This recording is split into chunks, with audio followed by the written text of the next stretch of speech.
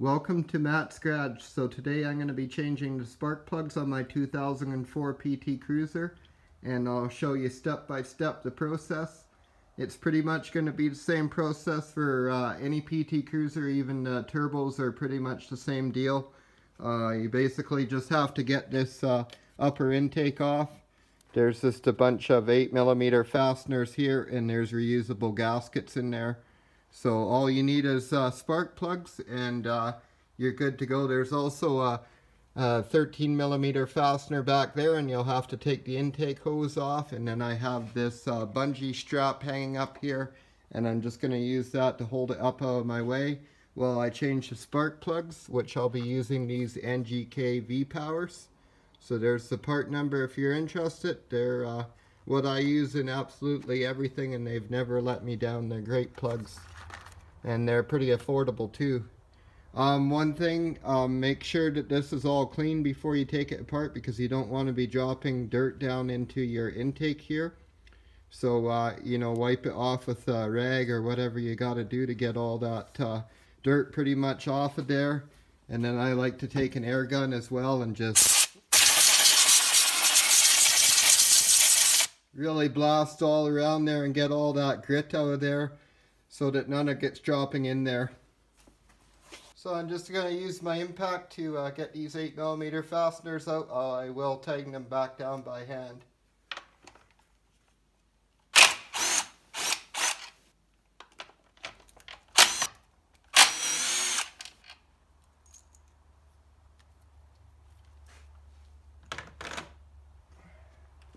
What I love about the PT Cruisers, they have a part shelf back here.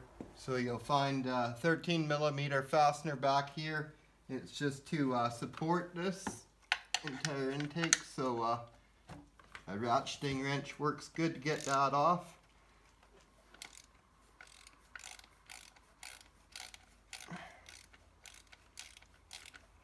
It doesn't really matter that much what order you take it off in, as long as you're not pulling on anything.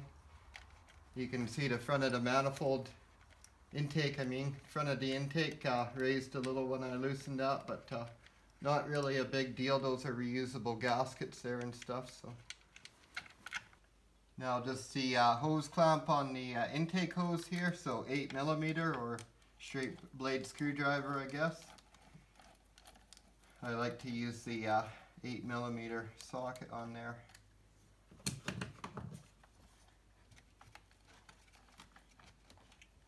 So just kind of twist that to break it loose. There you go. And now this whole assembly just picks up just like this. Just take the just the PCV hose off there. But otherwise, everything else is good.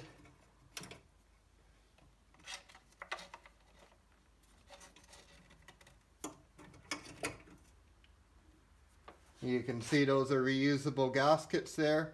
You can also see this is hanging over there, so that's why I want it to get it really clean first, so that we're not dropping debris in there. Now that I have that off, what I like to do is go around and carefully wipe this. And if there's a lot of grit, what you can do is put some oil on the rag, and it will kind of catch the grit as you're wiping, so that it doesn't fall down the intake. Now what I'm going to do is clog these off. I'm just going to put a shop towel in each one, paper towel, shop towel, rag, whatever, and whatever you choose there. I'll just keep any debris from falling down there while I'm working. Again, you can see I'm faced with a bunch of dirt and grit, so I'm going to approach it the same and wipe all this clean before I start removing these spark plug boots, because they're sealed right now and I don't want that grit getting in the plug holes. One thing, when you do pull the boots up, just pay attention if there's a bunch of oil around it or down in the spark plug hole, because that would be a sign that you need a new valve cover gasket. They have oil seals around these spark plug tubes there, so If you're having oil intrusion in there, that would be why. You can see I've got this area nice and clean now, so I'm going to go ahead and take these out, and they are labeled, so 4, 3, 2, and 1, and they pretty well can't mix them up, so just take them out. And now these aren't original, so I know somebody's gone in here and replaced them, and that's a good thing. And see, that's nice and dry, so that's where you want to check if there's a bunch of oil on there. That's means that you've got a bad valve cover seal. There is a ridge around here, so if there is some dirt around here, it won't drop in. It's a good design.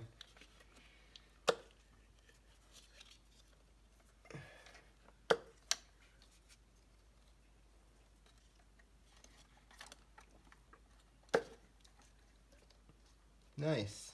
Everything's looking good there. So one little thing I like to do, and this is optional, but I like to do it, I put a drop of oil down each plug hole before I start taking the plugs out.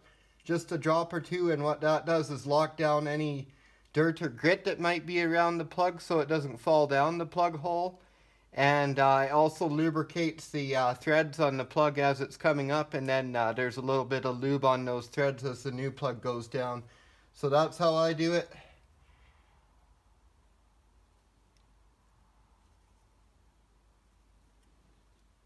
Just a little squirt down each hole. So it's a 5/8 spark plug socket here. And cleanliness is really important when you're working with engines, so I'm just going to take an air gun and blow out inside my socket. That way, if there's any grit or anything in there, it's not going to get in the plug holes there. And you need quite a long extension on there. And just feed it down and fit it on first, and then make sure you're straight on there. Those ones are quite in there. And once you turn it a few turns, you should be able to just get it by hand here.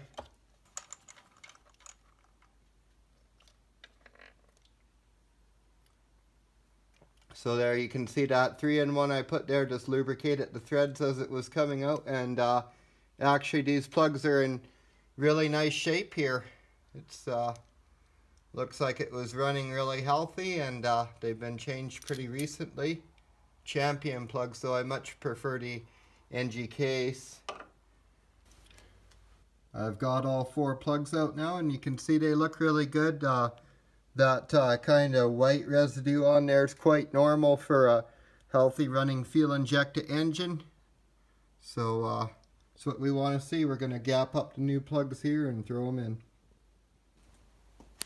So never fully trust the guy at the parts store. Always double check your parts. So hold your new spark plug beside your old one.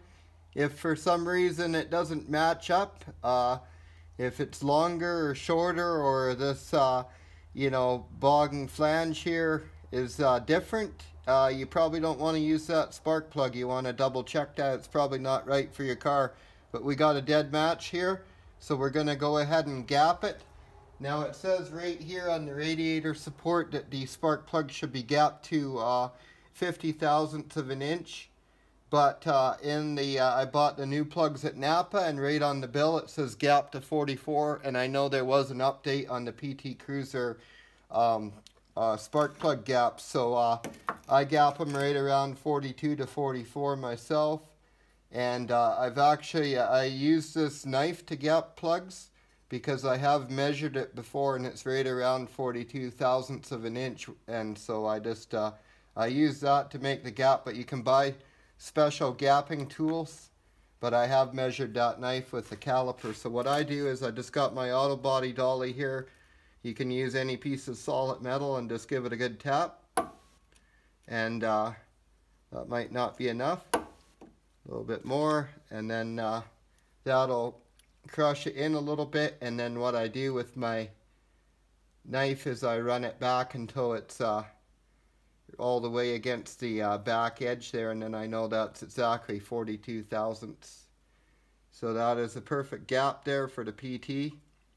But as I said, you should get your, they're like a little round disc and they have all the measurements around them. They have those spark plug gapping tools. I've actually tried to find one and I just couldn't find one in my area when I was looking. So all 4 plugs are all gapped up now. One thing before I forget to mention it, make sure that your engine's fully cold when you do this. Don't change your spark plugs on a hot engine. You never want to do that.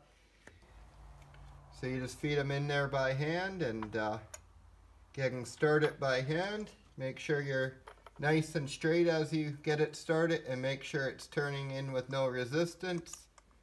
If it has some, just back up and try again, of course. So it's finger tight now, and just tighten it up with a regular ratchet. You can use a torque wrench, I think. I did go ahead and look up the torque on the spark plugs for you guys. I think it is something that's important to torque your spark plugs, even though I don't personally do it. I've never had a problem not torquing them, but these ones are 13 foot-pounds, plus or minus a pound, it says. So that is the torque spec, in case you're wondering, 13 foot-pounds, plus or minus 1 pound. But I just, you know, a good firm pull with a 3/8 ratchet is about right. So that's what I'm going to do.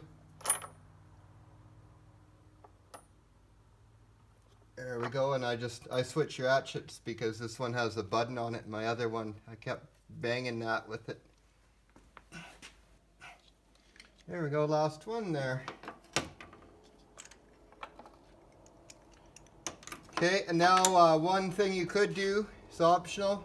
You can put dielectric grease on the end of those, and what that is for is to seal up the electrical connection on the plug. Like that dielectric grease will scrape aside when you push it on, and then it will seal all around that connection. The reason why I'm not going to bother is I can see somebody's already done that when they put these plug wires on.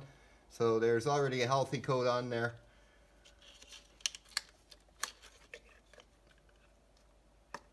So just make sure that you field and clip down onto the plugs. Like there is a metal connection in there, and you want to feel that. It's quite a click. You can definitely feel it. Make sure you're not putting a bunch of dirt back into the plug holes on the boots there. So you can hear that. Just make sure you're hearing that. And if for some reason you can't get them to grab, it's probably because it's worn out and you need new plug wires. It's quite a vital part, so if it's not working properly, replace it.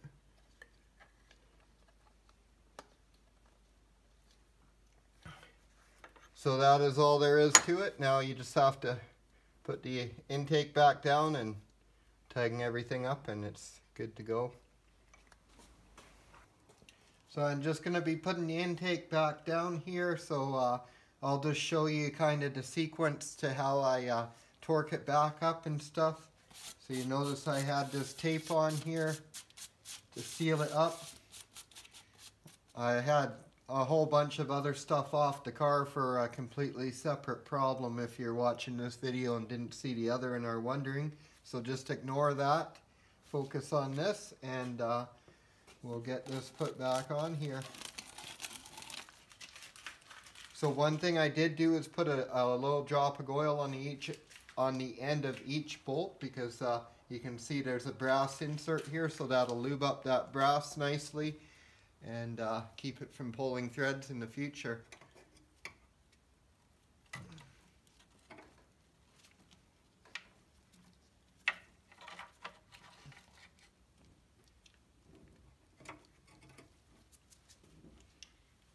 So just make sure you didn't drop any debris down there doing that, and we'll drop this down.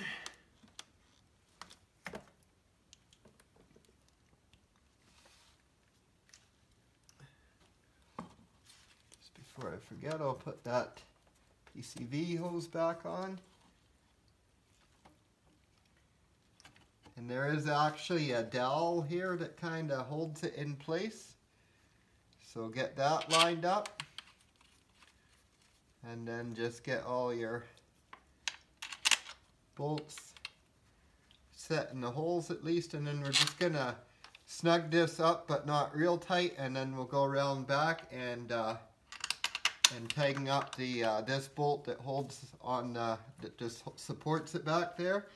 And once it's all torqued up, then we'll come back and torque these down. So I'm just going to be using a nut driver.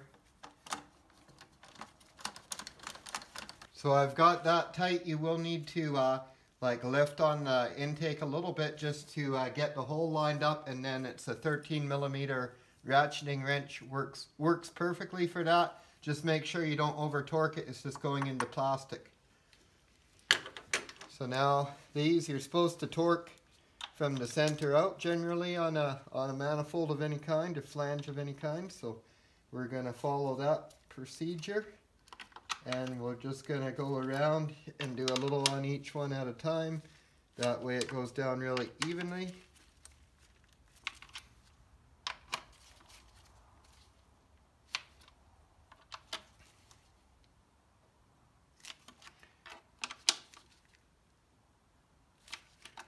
So just a good firm twist is all I'm going to ultimately give.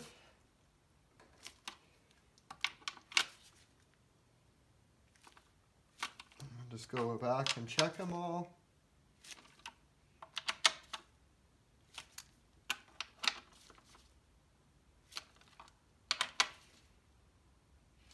Okay, so that is good. And that's pretty much how you do your spark plugs in your PT Cruiser. So thanks a lot for watching Matt's Garage. I hope you found the video helpful. Don't forget to like and subscribe for more.